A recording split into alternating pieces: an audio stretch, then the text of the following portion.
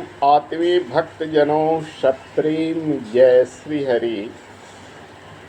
आज आप सभी माताओं को जितिया पर्व पर हार्दिक शुभकामना प्रदान करते हैं। सभी का जीवन मंगलमय हो, सभी के संतान की जीवन मंगलमय हो।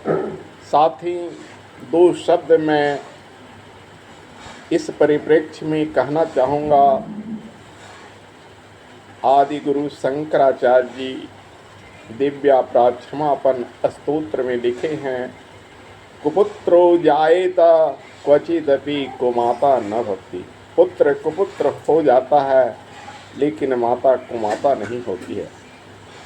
इसका ज्वलंत उदाहरण है जीवत पुत्रिका व्रत। आज के दिन माताएं उपवास करती है, जल तक ग्रहण नहीं करती है अपने पुत्र के जीवन के लिए, और वही पुत्र माता को घर से निकाल देता है, उसकी सारी संपत्ति पर अधिकार जमा लेता है। वाह रे बेटा, क्या जमाना हो गया है। माँ जब बूढ़ी हो जाती है तो वृद्धाश्रम में भेज दी जाती है, और माँ अपने पुत्र के लिए जीवन भर तपस्या करती है। हर वर्ष जीवत पुत्रिका व्रत में वह व्रत रखती है और भूखे प्यासे रहती है। भूखे रहना थोड़ा सामान्य बात है, लेकिन प्यासा रहना बहुत ही दुर्लभ बात है। आज के दिन एक बूंद जल माता ग्रहण नहीं करती है अपने बेटे की लंबी उम्र के लिए। माता ऐसे भी तपस्विनी होती है, बेटे को 9 माह गर्भ में रखती है, सारे कष्ट सहती है, और उसके बाद भी बेटा भूल जाता है। माँ खुद गीले में सोती है, बेटे को सूखे में सुलाती है, उसके बाद भी बेटा भूल जाता है। माँ जब तक जीवित रहती है बेटे के लिए जीवत पुत्रिका व्रत करती है, फिर भी बेटा भूल जाता है। वाह रे बेटा, दुनिया के बेटा, तुम्हारे ऊपर माँ का ऋण है, कर्ज है।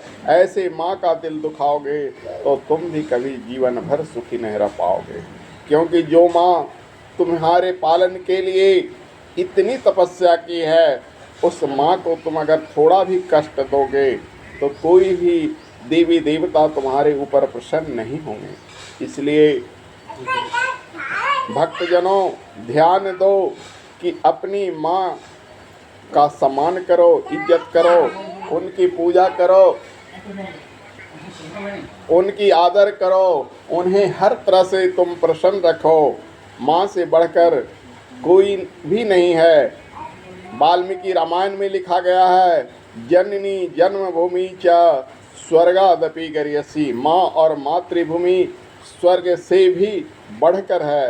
कुरान शरीफ में लिखा हुआ है, माँ के कदमों के तले जन्नत होता है, यानी माँ के पैर के नीचे स्वर्ग होता है। मनुस्मृति में लिखा हुआ है, नास्ति मातृ समो छाया नास्ति मातृ समो गति। माँ के समान कोई सुखद छाया नहीं और माँ के समान कोई गति नहीं। हमारे जितने भी शास्त्र हैं सब माँ की महत्ता को प्रतिपादन करते हैं, और आज का जो व्रत है जीवत पुत्रिका व्रत, ये ज्वलंत उदाहरण है कि माँ अपनी बेटे की लंबी उम्र के लिए कितनी तपस्या करती है। तो बेटे को भी चाहिए कि माँ को जीवन भर कभी कोई कष्ट न आने दे। अगर आप बेटा का धर्म निभाना चाहते हैं तो आप यह सोचें कि अपनी माँ को मत भूलें, जीवन भर अपनी माँ की सेवा करें और उन्हें सम्मान दें। हरि ओम, जय श्री हरि, जय जगदम्बे।